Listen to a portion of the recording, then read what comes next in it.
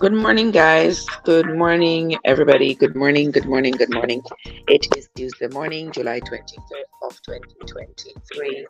And this morning we are going to be continuing with the reading of the Bible. Now, for those of you who are just coming in, those of you who are new here and not familiar with the happenings over here, I just want to let me just explain to you what we do here. We are we are a group of people who are rather interested in the Bible and its contents because the Bible is very influential on every aspect of our lives. And so, since we acknowledge that we are behooved to know what is in the Bible, we have taken it upon ourselves to to um to read it for ourselves and understand it on our own. And um, we do not endorse any particular religion or any particular denomination. We independently read the Bible for ourselves. All right. So if you are interested in knowing what is in the Bible for yourself, but you just can't be bothered with reading it, the book is too big, it's too thick, you always having trouble understanding what you read, then come along with us every single morning over here on my channel, and I will read and you follow and you make notes as we go along. As we have been reading the Bible over the last year and some, we have come across a few controversies or inconsistencies, you might say, and that usually happens when different people give account of the same event. Everybody's perspective is different, and everybody's point of view is different, and the experience that everybody has is different, regardless of whether or not it is the same situation. And so it is in the Bible as well. We see where Nehemiah gave his account of the rebuilding of Jerusalem. We see where Ezra gave his account of the rebuilding of Jerusalem. And certainly, as much as the two accounts might have a lot of similarities, they do have a few differences because of the perspective of the writer. All right, so you come along with us and let us read the Bible together. We are currently on the book of Nehemiah, where we are reading about Nehemiah having left Artaxerxes in Persia. Nehemiah having been given the blessings of King Artaxerxes in Persia and being sent over to Jerusalem, being appointed the governor of Jerusalem. He has arrived in Jerusalem. He has surveyed the place. He has started the rebuilding of the wall. He has enlisted the help of lots of the men who had come back from captivity in Babylon. He has established who is going to be doing what and where and when. He's sort of setting up his parliament, if you know what I mean. He is reestablishing this society of his forefathers. And while he's doing that, the enemies around, namely Sambalat and Geshem, Tobias, and the others around, the other rulers around, they are not happy with him coming to reestablish the Jerusalem. Pardon me, there. I got a brain disconnect there. Yeah, so they're not happy with him reestablishing Jerusalem, and he is determined to do it. And he has also unearthed the old laws of Moses by which the Jews live their lives. But because of all the wars and the destructions that have happened over the years, Jerusalem no longer has a king, no longer has a ruler, so to speak, and the whole city is torn down. And when a city goes and its people goes, you know that its customs usually go as well. And so that's what has happened with the Jews. Their customs and norms and ways have sort of disappeared. Only a very small pocket of people practice, and because it's no longer the overwhelming rule or law, people practice in silence, in privacy, because it is now the rules and the laws that are laid out by the king of Persia that the people are bound to live by.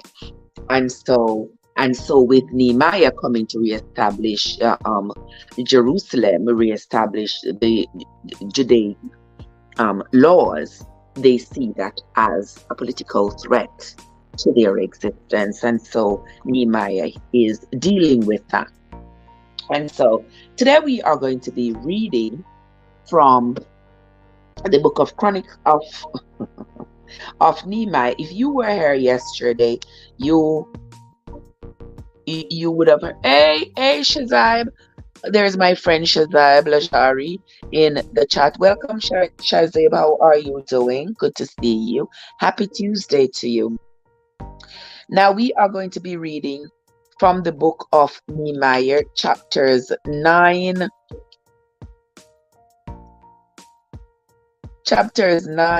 10, and 11. Okay, that's what we're reading today. So get your book Bible or your Google Bible and come along with us. Nehemiah chapter 9. I don't know if the music is too loud or if it's just me. Hold on a second. Let me see the music. Let me turn the music down. I usually keep it. It does sound loud to me. Maybe not to you all, but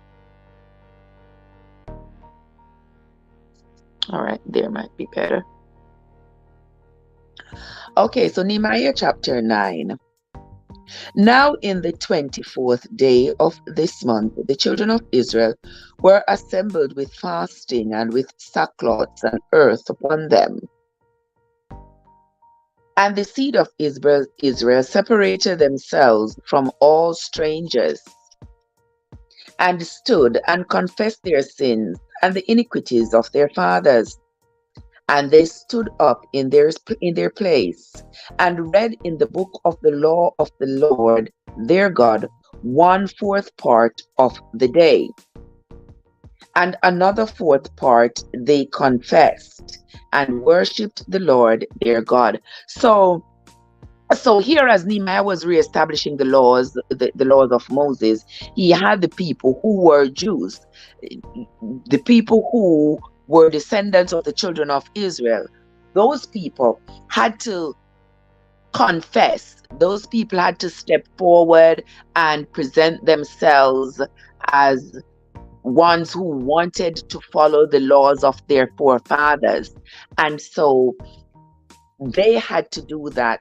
It was almost like, like when you go for a baptism and you have to stand forth and in front of everybody and say you denounce the devil, you denounce sin, you denounce everything that is against the Bible, and you accept the Lord as your Savior, whatever it is that you say when you go to a baptism. Well, this is what is required of these people. But the people who are not descendants of the children of Israel, they were allowed to stand back. And I wonder why. Because if they are coming in to join with the Jews, and they want to go follow the norms and the customs of the Jews as well, and the religious practices, I would think that they should take the same oath. But no, no, no, no, no. Let us continue reading and see how that goes. Verse 4. Then stood up upon the stairs of the Levites Jeshua and Bani, Kadmiel, Shebaniah, Bunai, Sherebiah, Bani, and Shenani, and cried with a loud voice unto the Lord their God. Then the Levites, Jeshua and Kadmiel, Bani, Ashaniah, Ashabniah, Sherebiah, Holdijah, Shebaniah, and Bethaniah said, Stand up and bless the Lord your God forever and ever. And bless thee thy glorious name, which is exalted above all blessing and praise. Thou, even thou art Lord alone. Thou hast made heaven, the heaven of heavens, with all their host, the earth and all things that are therein, the seas and all that is therein, and thou preservest them all, and the host of heaven worships thee. Verse 7. Thou art the Lord the God, who didst choose Abram, and brought him forth out of the Chaldees, out of Ur of the Chaldees, and gave him the name of Abraham. Now y'all remember that as we read it in Genesis, where in Genesis or Exodus, somewhere back there, we read about Abram's name being changed from Abram to Abraham.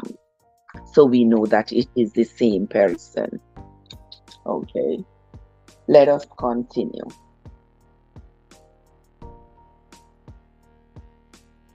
Verse 7 again. Thou art the Lord the God, who didst choose Abram, and brought him forth out of Ur of the Chaldees, and gave him the name Abraham, and foundest his heart faithful before thee, and made a covenant with him to give the land of the Canaanites, the Hittites, the Amorites, and the Perizzites, and the Jebusites, and the Girgashites, to give it, I say, to his seed, and host performed thy words, for thou art righteous. Now, if you all remember that the children of Israel were promised the promised land, and the promised land was across the river Jordan, over into Jericho and all the surrounding lands. Moses didn't get there, but Joshua led the children of Israel across the river Jordan over in there, and so since they had been there many hundreds of years ago, they were the rulers. We noticed that when we read the book of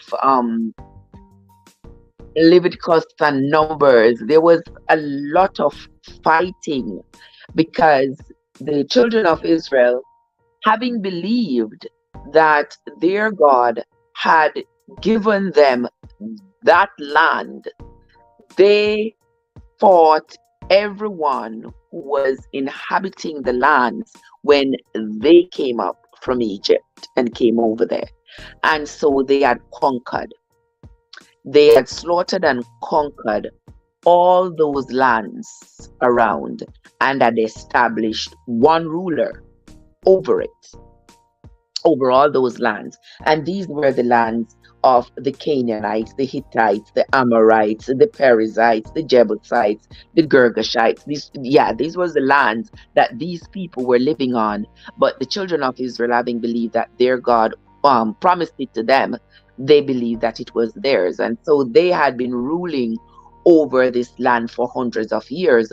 Fast forward to now, where we're reading about in Nehemiah, where the kingdom of Jerusalem has fallen. The rulers are now over there in Persia.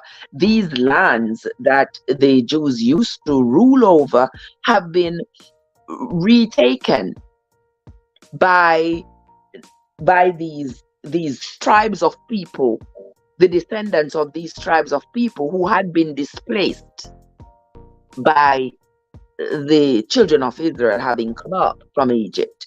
And so these people, having taken over these lands, have established their own laws on these lands. But now with Nehemiah coming back to Jerusalem to reestablish Jerusalem, these people are worried because they remember from the writings, from the documentations, and from word of mouth coming down from generation to generation, they know what the Jews had done to their forefathers. And so that would explain why they are as nervous as they are, as angry as they are, and in the position of opposition as they are against Jerusalem being established. Because remember when they sent the letter to Artaxerxes, they said, these people, they are going to kill and conquer everybody, everything across the river.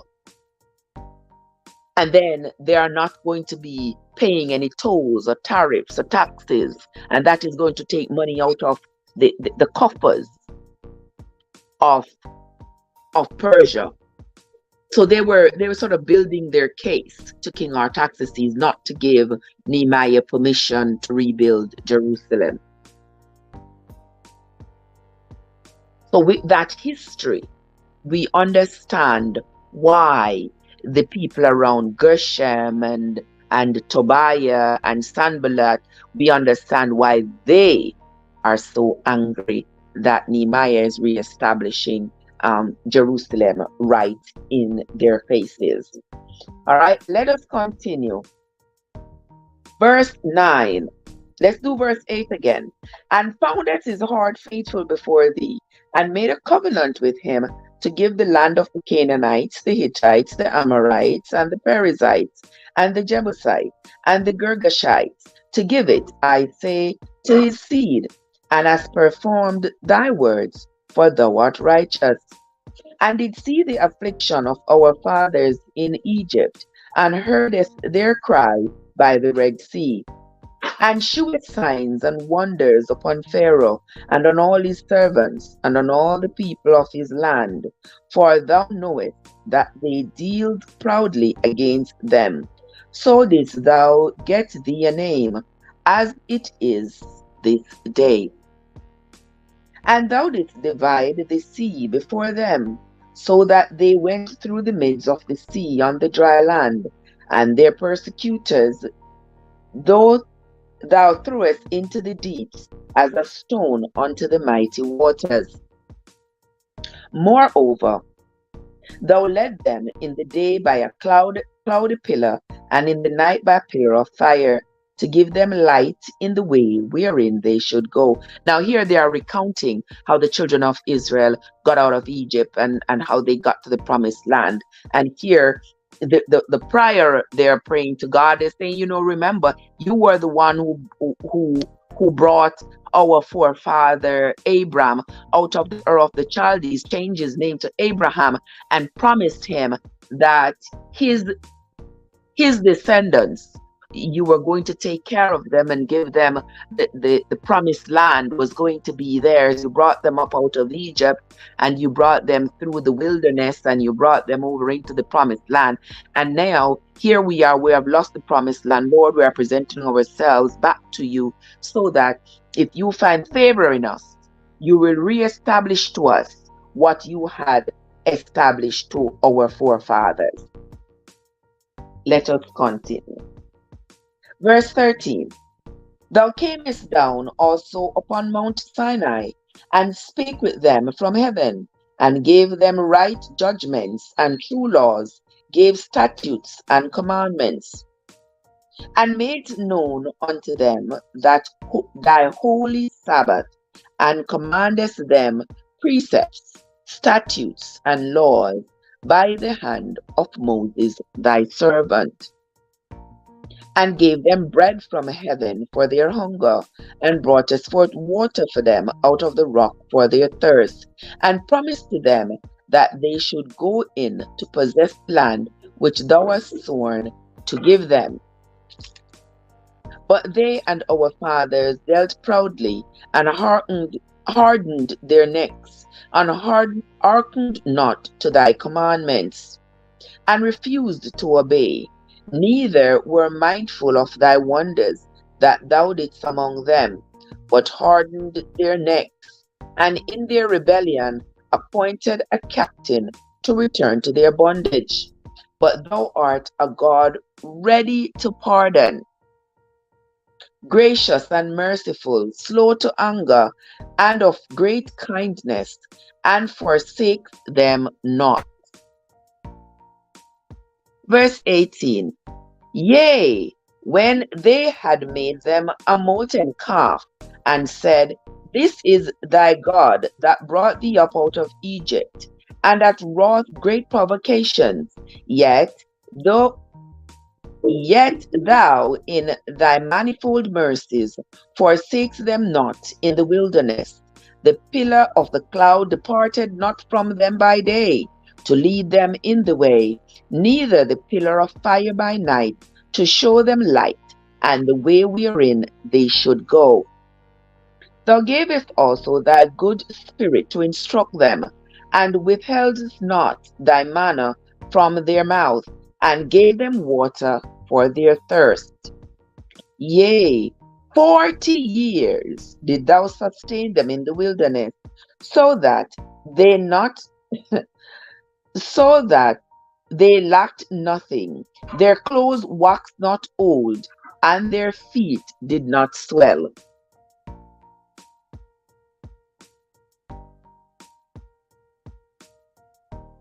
Verse 22. Moreover, thou gave them kingdoms and nations, and didst divide them into corners. So they possessed the land of Sion, and the land of the king of Heshbon, and the land of Og, king of Bashan. Their children also multiplied thou as the stars of the heaven, and brought them into the land, concerning which thou hadst promised to their fathers, that they should go in to possess it. So the children went in and possessed the land, and thou subduest before them the inhabitants of the land, the Canaanites, and gave them into their hands with their kings and the people of the land, that they might do with them as they would. And they took strong cities and a fat land, and possessed houses full of all goods, dug wells, vineyards, and olive yards, and fruit trees in abundance. So they did eat, and were filled, and became fat, and delighted themselves in thy great goodness. So here he is praying to God and saying thanks to God, because God had kept his promise to the children of Israel. He had brought them out of Egypt, brought them through the wilderness for 40 years. He had fed them with manna. He had given them water. He had caused their clothes not to get old. He had led them by day, by a cloud by day, and a pillar of fire by night. And he was just sort of praising God for all these things that he had done for them.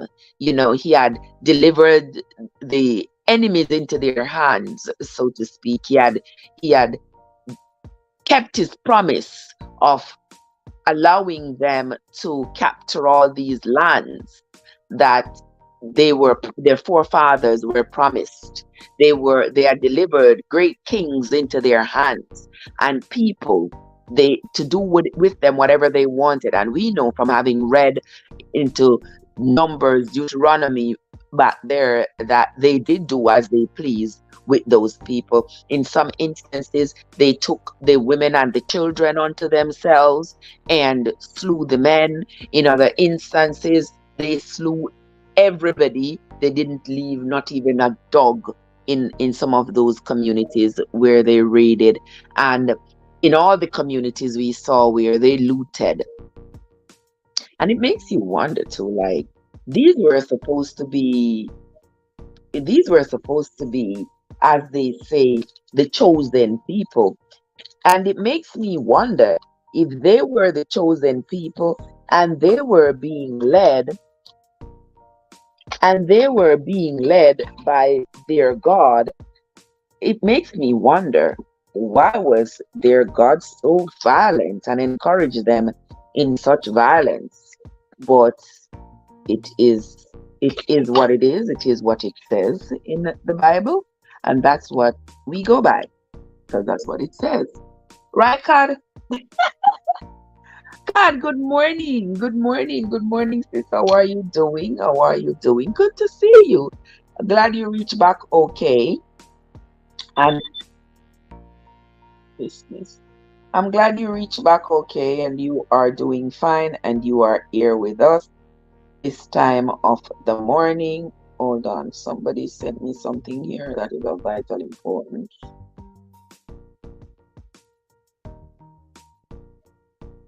Hold on there, gentle people. Um,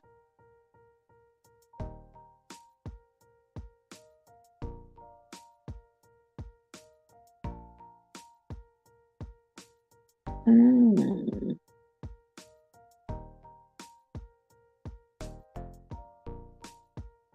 mm,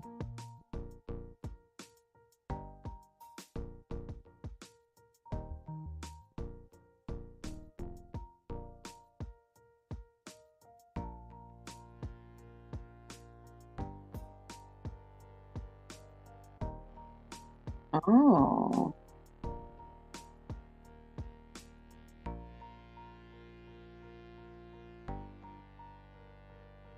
all right, let us continue. All right, let us continue with the reading. I just got something here that was of maximum importance. Okay, let us continue. We are reading the book of Nehemiah, chapter 9, and we are on to verse 26. Now follow along in your book Bible or your Google Bible. Verse 26 says, "Nevertheless, they were disobedient and rebelled against thee, and cast thy law behind their backs, and slew thy prophets which testified against them, to turn them to thee, and they wrought great provocations. Therefore, thou deliverest them into the hand of their enemies, who vexed them, and in the time of their trouble, when they cried unto thee, you heard them, thou heardest them from heaven, and according to thy manifold mercies, thou gavest them saviors, who saved them out of the hand of their enemies. But after they had rest, they did evil again before thee. Therefore left thou them in the hand of their enemies, so that they had the dominion over them. Yet when they returned and cried unto thee, thou heardest them from heaven, and many times did thou deliver them according to thy mercies." So this is almost like, I've said it before, like, this relationship like just seems so toxic, if you ask me. I'm just saying, you know, because here it is saying, when you obey, you get favors. When you disobey, you are delivered into the hands of this is the children of Israel, they acknowledge that when they obey their God and do his commandments and the right things, they are preserved. They are allowed to defeat their enemies. And then on the flip side, whenever they exercise their stiff-neckedness and don't do what according to the commandment, they are delivered into the hands of the enemy. So you see the constant fear that these people lived in, and that I believe is why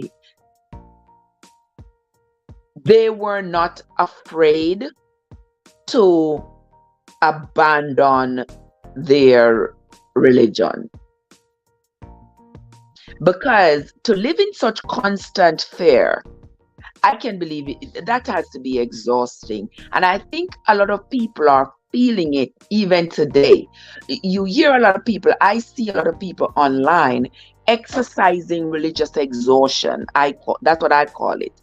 Because people are saying, they have been, I mean, they have been living right, and yet they consider themselves to be living right, I should say, but yet they experience pain and death and diseases and sickness, and they experience all kinds of ills, both societal and physical ills. And they ask themselves, like, where is this God that I serve? Why am I experiencing all of this? I thought he said if I served him, I wouldn't experience this, that. But I am. And then they go back and they comfort themselves and they say, we are born in sin, we're shamed in iniquity, we are expected to suffer, we're expected to feel pain. So why complain? That's my question. If you are expecting that because you are human, you're supposed to have it, you're supposed to have these experiences, but then you say when you serve your God, He will make sure you do not get sick, but you still get sick. Well, you see how people's mentality would change towards this their quote unquote religion, because on one hand it is leading them one way, and in the same breath it is sort of pulling them back. And so this is what the children of Israel have been experiencing too. And they are acknowledging it, that whenever they are obedient to their God, things work out nicely for them. But whenever they disobey, everything just goes to shambles and fall apart. Not everybody is happy with that, but that is how it is, and they are acknowledging it. Just like we see today, where a lot of people are acknowledging their plight, their religious plight, and whatever punishment they get for not doing the right thing, they are willing to take that punishment. Verse 29, and testify against them that thou mightest bring them again unto my law. Yet they dealt proudly, and hearkened not unto thy commandments, but sinned against thy judgments, which if a man do, he shall live in them. And that is in quotation, that if a man sin against the judgments, he shall live in them. And withdrew the shoulder, and hardened their neck, and would not hear. Yet many years didst thou forbear them, and testified against them by thy spirit in thy prophets. Yet would they not give ear. Therefore gavest thou them into the hand of the people of the lands. So here they are acknowledging that when they do not listen, they are handed over to the enemies, and the enemies do as they please with them. Verse 31, nevertheless, for thy great mercies sake, thou didst not utterly consume them, nor forsake them, for thou art a gracious and merciful God. Now therefore, our God, the great, the mighty, and the terrible God, who keepeth covenant and mercy, let not all the trouble seem little before thee that hath come upon us, on our kings, on our princes, and on our priests, and on our prophets, and on our fathers, and on all thy people, since the time of the kings of Assyria unto this day. Howbeit thou art just in all that is brought upon us, for thou hast done right, but we have done wickedly.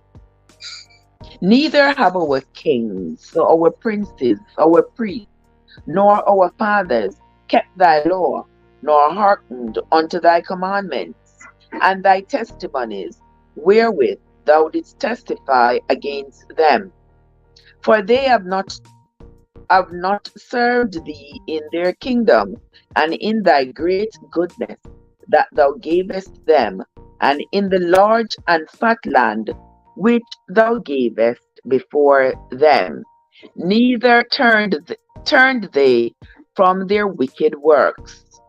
Behold, we are servants this day, and for the land that thou gavest unto our fathers to eat the fruit thereof and the good thereof. Behold, we are servants in it. And it yieldeth much increase unto the kings, when thou hast set over us, because of our sins. Also, they have dominion over our bodies, and over our cattle, at their pleasure, and we are in great distress. And because of all this, we made a sure covenant, and write it, and our princes, Levites, and priests seal unto it. Now, hold on there, people.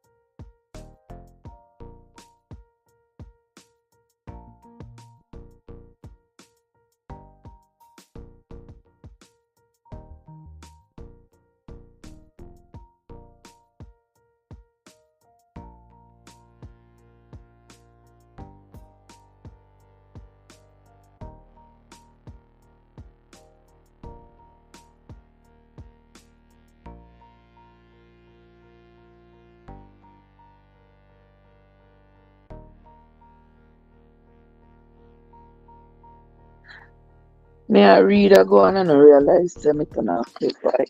Oh my Lord. But anywho, verse 38. And because of all this, we made a sure covenant, and write it, and our princes, Levites, and priests seal unto it. That is the end of chapter 9 of the book of Nehemiah, where we see Nehemiah, after having established Jerusalem, having rebuilt the walls of Jerusalem, he has gathered everybody, and they're sort of presenting themselves to their God to say, here we are, help us to reestablish our society like you did for our forefathers. We know we have sinned. We know that we have strayed. And because we have strayed so far from thee over the years, you have caused the enemies to take control over us. You have caused the enemies to have dominion over us. And now we pray that you will forgive us and help us to reestablish our society. Let's move on now to chapter 10 of the book of Nehemiah, and let's see what else happened as Nehemiah tries his best to reestablish Jerusalem. Nehemiah chapter 10. Now, those that sealed were Nehemiah the Tirshatha. Now, remember when we read yesterday, we verified that the Tirshatha, they refer to Nehemiah as the Tirshatha. That Tirshatha word is a Persian word for governor. And remember that King Artaxerxes of Persia this time had made Nehemiah the governor of Jerusalem. So when they refer to the Tirshatha, they're talking about Nehemiah. And sometimes the Bible says Nehemiah the Tirshatha, and other times it just says the Tirshatha in this book. Okay? Chapter 10. Now those that sealed were Nehemiah the Tirshatha, the son of Echaliah, and Zidkijah, Seraiah, Azariah, Jeremiah, Pashur, Amariah, Malchijah, Hattush, Shebaniah, Maluk, Harim, Merimoth, Obadiah, Daniel, Ginathan, Baruch, Meshullam, Abijah, Mijamin, Maziah, Bili, Bilgai, Shemaiah. These were the priests. And the Levites, both Jeshua the son of Azaniah, Binnui of the sons of Henadad, Kadmiel, and their brethren Shebaniah, Hodijah, Kelita, Pelahiah, Hanan, Micah, Rehob, Ashabiah, Zakur, Sherebiah, Shabaniah, Hodijah, Benai, Beninu, the chief of the people, Parosh, Pahath Moab, Elam, Zathu, Benai, Bunai, Asgad, Bebai, Adonijah, Bigvai, Adin, Ater, Iskijah, Azer, Hodijah, Hasham, Bezai, Herith, Anathoth, Nebal, Magpiash, Meshullam, Hezer, Meshabil, Zadok, Jadua, Pelatiah, Hanan, Ananiah, Oshea, Ananiah, Hashub, Halosheb, Peleha, Shobek, Rehum, Ashabna, Messiah, and Ahijah, Anan, Meluk, Harim, Banab, and the rest of the people, the priests, the Levites, the porters, the singers, the Nethinims, and all they that had separated themselves from the people of the lands unto the law of God, their wives, their sons, and their daughters, everyone having knowledge and having understanding. They clave to their brethren, their nobles, and entered into a curse and into an oath to walk in God's law, which was given by Moses, the servant of God, and to observe and do all the commandments of the Lord our Lord, and his judgments and his statutes. Verse 30. And that we would not give our daughters unto the people of the land, nor take their daughters for our sons. So you hear they saying they're reestablishing that law in Jerusalem, that we are not going to take the sons nor the daughters of the people around us who are not of us, and we are not going to let their sons or daughters marry our children. Verse 31. And if the people of the land bring ware or any victuals on the Sabbath day to sell, that we would not buy it of them on the Sabbath day or on the holy day, and that we would leave the 7th year and the exaction of every debt. You all hear that? You remember we had read that before? You all remember we had read that before? And that is where they say 7 years after your debt, like if you have a credit card debt and you didn't pay it, after 7 years, they had to take it off your credit. And this is where that 7 year came from the Bible. Now remember, we said that every aspect of our lives, the Bible is influential. This is one of those things, because here the established law of Moses was that if you owe somebody something after 7 years, they were supposed to forget about it. You weren't going to pay it after 7 years, so they should just forget about it. So here in verse 31 of Nehemiah chapter 10, it is saying, and if the people of the land bring ware or any victuals on the Sabbath day to sell, that means you shouldn't buy nor sell on the Sabbath, that we would not buy it of them on the Sabbath or on the holy day, and that we would leave the seventh year and the exaction of every debt. Verse 33. Also, we made ordinances for us to charge ourselves yearly with the third part of a shekel for the service of the house of our God. Let me read that part again. Also, we made ordinances for us to charge ourselves yearly with the third part of a shekel. So, the third part of a shekel, everybody agrees that they every year they will pay a third part of a shekel for the service of the house of their God. How much is said? A third part of a shekel. How often? Every year. So when people are pass around basket, Sunday night, Wednesday night, Friday night, and 3 times on Saturday. Nehemiah chapter 10 and verse 32, the Jews established amongst themselves, they agreed that they will pay a third of a shekel every year for the service of the house. Because, I mean, the temple needs, well, in modern days, in today's society, the temple would need electricity to be paid, water to be paid, whatever else they have to pay for.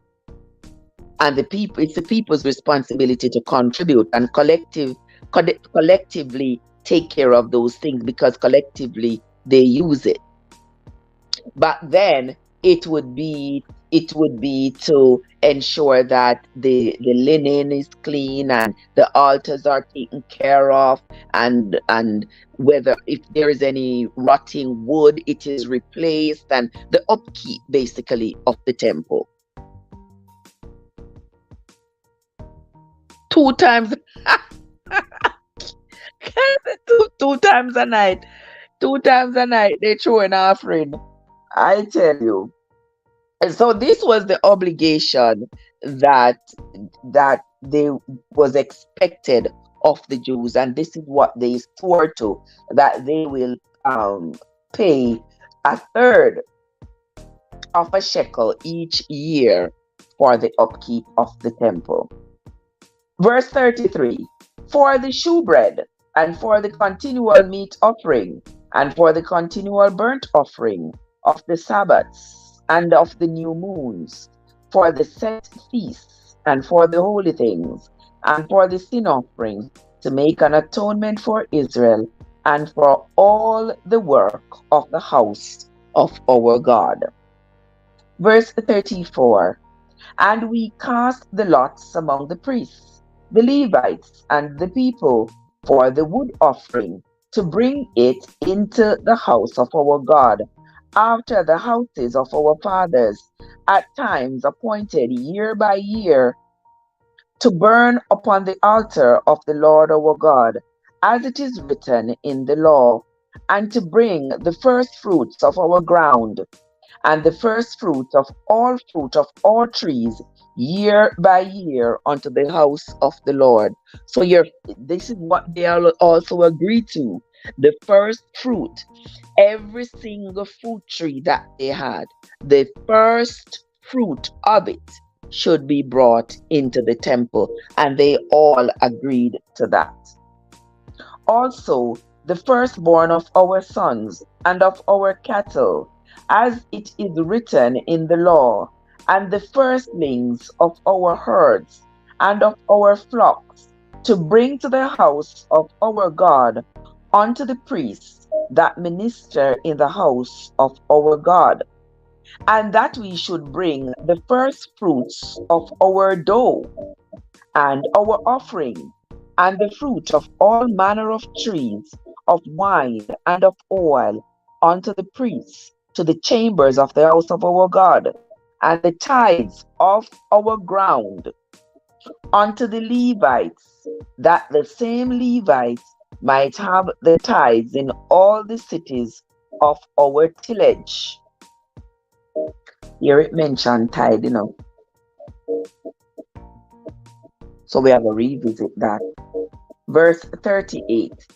And the priests, the son of Aaron, shall be with the Levites, when the Levites take tithes, and the Levites shall bring up the tithe of the tithes unto the house of our God, to the chambers, into the treasure house. For the children of Israel and the children of Levi shall bring the offering of the corn, of the new wine, and the oil unto the chambers, where are the vessels of the sanctuary, and the priests that minister, and the porters, and the singers, and we will not forsake the house of our God. And the rulers of the people dwelt at Jerusalem. The rest of the people also cast lots to bring 1 of 10 to dwell in Jerusalem, the holy city, and 9 parts to dwell in other cities. And the people blessed all the men that willingly offered themselves to dwell at Jerusalem. Now these are the chief of the province that dwelt in Jerusalem. But in the cities of Judah dwelt everyone in his possession in their cities, to wit, Israel and the priests, to which Israel, the priests and the Levites and the Nethinims and the children of Solomon served.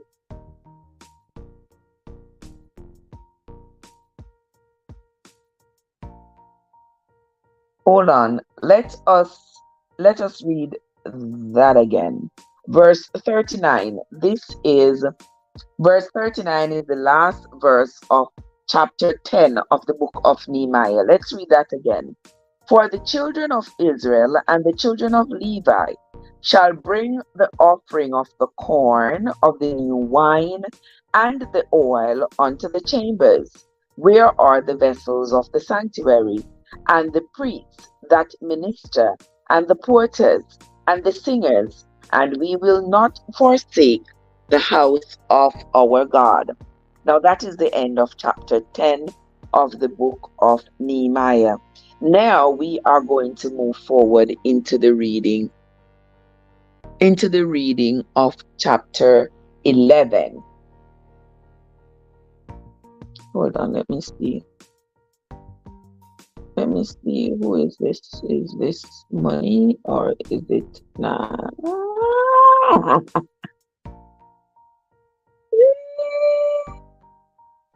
Okay, all right, so that is something else.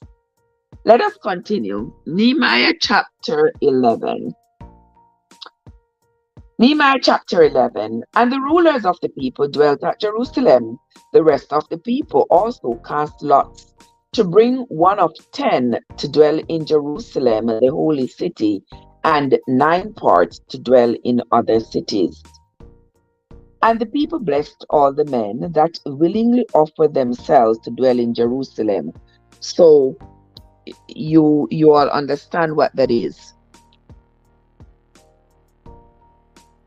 1 part of the people is dwelling in Jerusalem, 9 parts dwelling in the other cities, meaning that 1/10 of the people around were going to be living in Jerusalem. And once they offered up themselves to go live in Jerusalem, that was that. You are going. Once you offer up yourself and you are considered to be noble and holy, to decide that you are going to go work with Nehemiah in Jerusalem to re-establish the society of the Jews. Now these are the chief of the province that dwelt in Jerusalem, but in the cities of Judah dwelt everyone in his possession in their cities, to wit, Israel, the priests, and the Levites, and the Nethinims, and the children of Solomon's servant. And at Jerusalem dwelt certain of the children of Judah and of the children of Benjamin. Of the children of Judah, there were Athaiah, the son of Uzziah, the son of Zechariah, the son of Amariah, the son of Shephatiah, the son of Mahalaleel, the son of Perez. No, guys. No, guys, I really do like when the reading comes around full circle. I love it. I really do love it because you have to read the Bible as we are doing. You have to have read the Bible in its entirety to understand it when you read just one verse out of it.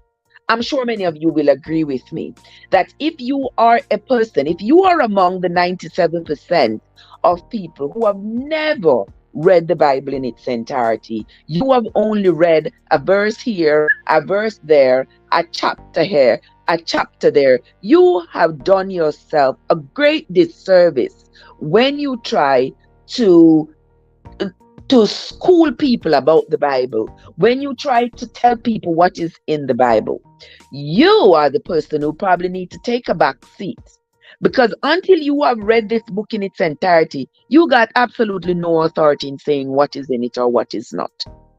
Because here, as we are reading the book of Nehemiah chapter 11, you see where they read the tribe of Judah going all the way back to Perez. Now, if you have not read the Bible and have read the chapters prior, the books prior, you won't even know who Perez was. To know how many generations and how many years this has spanned, that they have condensed in this one verse right here. Because Perez was one of the children that Judah had with Tamar hundreds of years prior to this. And here they are going all the way back to Perez. So you see that right here, this is thousands of years after Perez was born. And we read about Perez back in Exodus, about Leviticus, somewhere around there. Okay, so let us continue. Who's that? Tuba Chat is in the house. Welcome, Tuba Chat. How are you doing, my love? So good to see you. Guys, if you are here and you are a content creator, please connect with my friend Tuba Chat right there. He has great connecting live streams. You get to make lots and lots and lots of friends.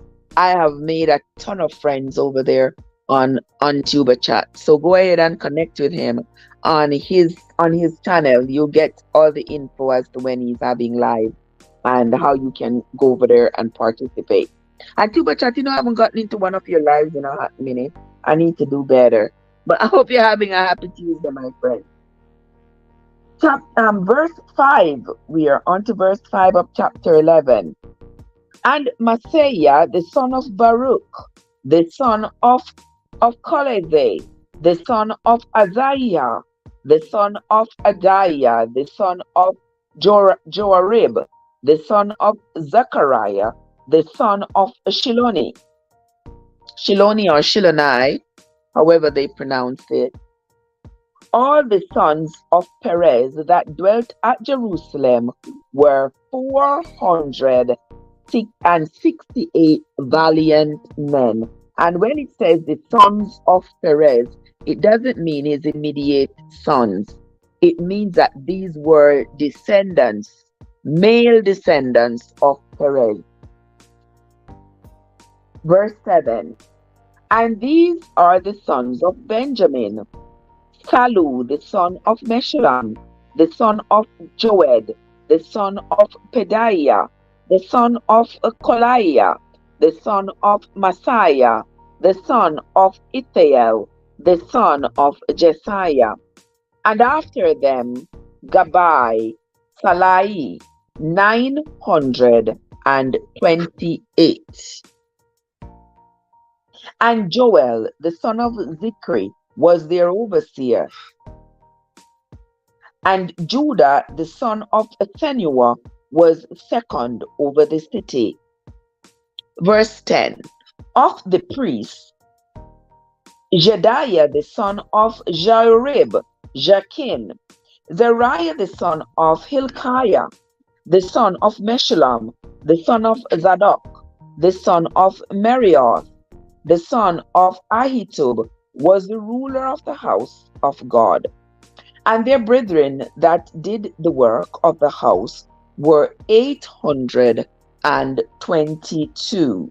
And Adaiah, the son of Jeroham, the son of Peliah, the son of Amri, the son of Zechariah, the son of Pashur, the son of Malchiah, and his brethren, chief of the fathers, 242. And Amashai, the son of Azareel, the son of Ahasai, the son of Meshillemoth, the son of Immer, and their brethren, mighty men of valor, 128. And their overseer was Zabdiel, the son of one of the great men. I wonder why they didn't say his father's name, just the son of one of the great men. Also of the Levites, Shemaiah the son of Ashub, the son of Azrikam, the son of Ashabiah, the son of Bunai, and Shabbathiah, and Jazabad. Of the chief of the Levites had the oversight of the outward business of the house of God. So here you see Nehemiah is giving everybody their job. Everybody is given their duties according to, they weren't just given any old duty. Everybody is given their duty according to the tribe of Israel to which they have descended.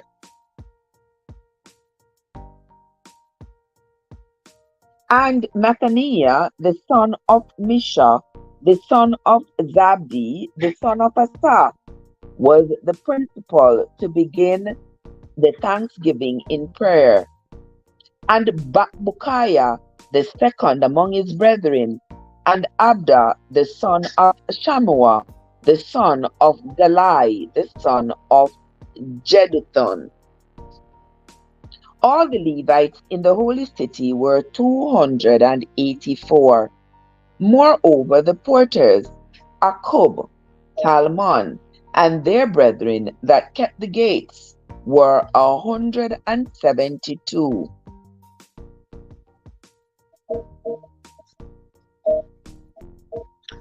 And the residue of Israel, of the priests and the Levites, were in all the cities of Judah, every one in his inheritance.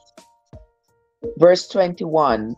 But the Nethinims dwelt in Ophel, and Ziha and Gispa were over the Nethinims. The overseer also of the Levites at Jerusalem was Uzzi the son of Bani, the son of Ashabiah, the son of Nethaniah, the son of Micah, of the sons of Asaph. The singers were over the business of the house of God.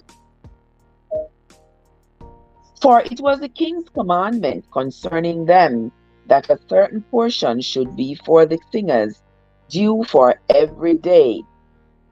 And Pethahiah, the son of Meshezabeel, of the children of Zerah, the son of Judah, was at the king's hand in all matters concerning the people, and for the villages with their fields, Some of the children of Judah dwelt in Kirjath Arba, and in the villages thereof, and at Dibon, and in the villages thereof, and at Jekazbeel, and in the villages also, and at Jeshua, and at Melodah, and at Beth Pereth, at Beth Pelet, and at Azar Shua, and at Beersheba, and in the villages thereof, and at Ziklag.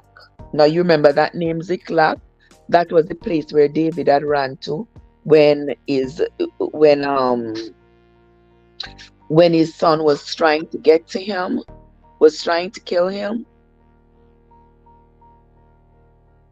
And at Mekona, and in the villages thereof, and at Enrimmon, and at Zareah, and at Jarmuth, Zanoah, Adullam, and in their villages, at Lachish, and the fields thereof, at Azekah, and in the villages thereof, and they dwelt from Beersheba unto the valley of Enom. The children also of Benjamin from Gerber dwelt in Mishmash, and Ahijah, and Bethel, and in their villages, and at Anathoth, Nob, Ananiah, Hazor, Ramah, Gittam, Hadid, Zeboim, Nebalat, Lod, and Ono, the valley of craftsmen.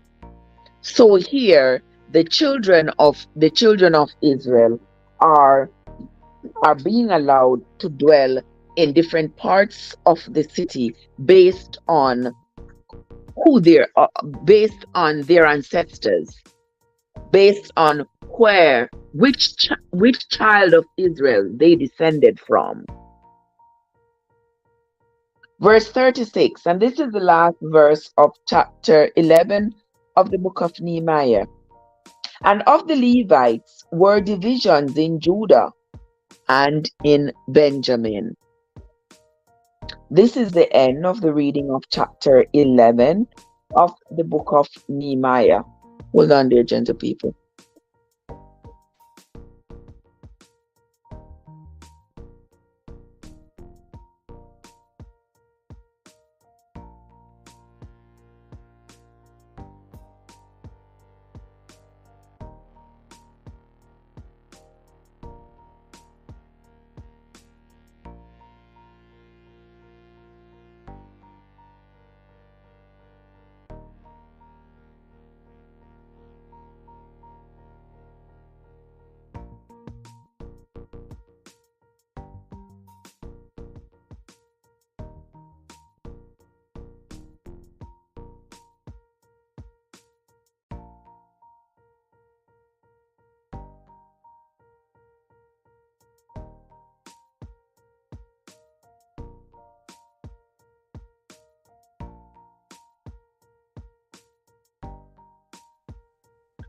Okay, guys, so here we see that Nehemiah, right here in Nehemiah, he is giving us a genealogy of the people who he is taking into Jerusalem and appointing them to different roles.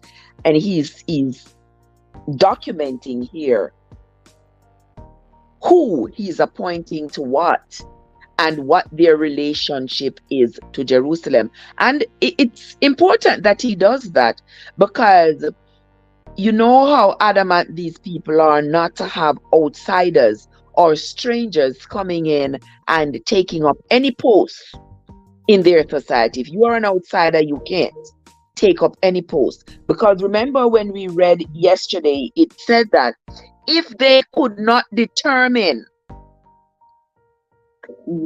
how you are related to Israel, then you were not counted. You had to prove to them how you were related to Israel before you were accepted into the fold. Because remember, Nehemiah had separated the people who had come back from Babylon, and he had sorted them out accordingly. Either you belonged you are a descendant of the children of Israel or you were not. And with that here, even among the children of Israel, the descendants of the children of Israel that he is appointing, he has to make that distinction as to how they are related. And that is why he goes all the way back and say this one was the son of that, the son of that, the son of that, the son of that, to prove to people that they belonged there so as not to have any conflict.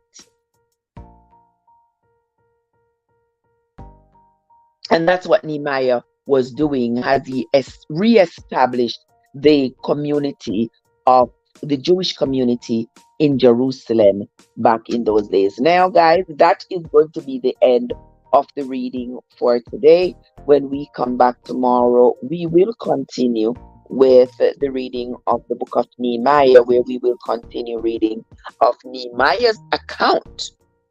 This is Nehemiah's account of his rule over Jerusalem.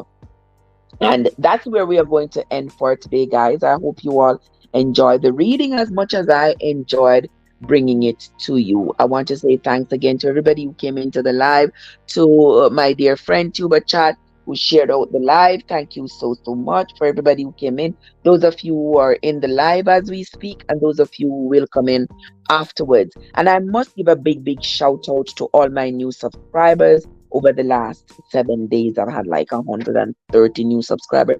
I sincerely appreciate you all. I sincerely appreciate you, and I thank you all so much. And because I know that many of you will not be listening to the entire reading, I will make a video just for my new subscribers to say thank you so much for stopping by and considering my channel enough to give me your subscription. I sincerely appreciate it. So thanks again, guys.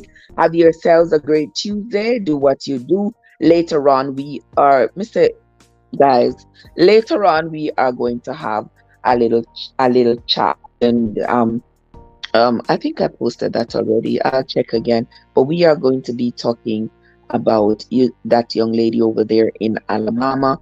You see how she has come out now via her lawyer to say that she indeed lied, which we knew from a long time that she lied, that she saw a baby and all that nonsense that had the whole country on its head looking for her. But we will talk about that later on.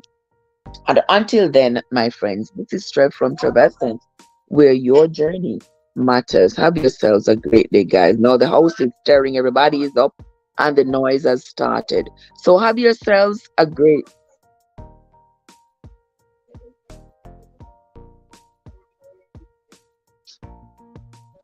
Tisha, I should know. Oh,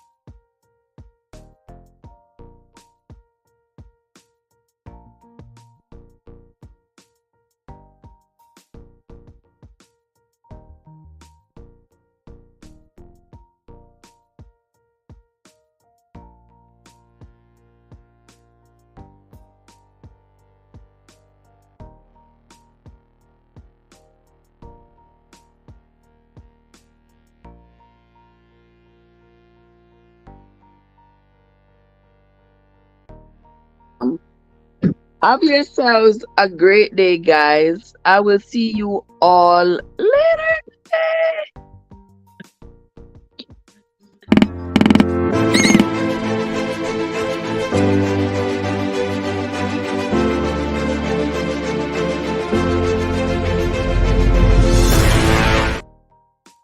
No.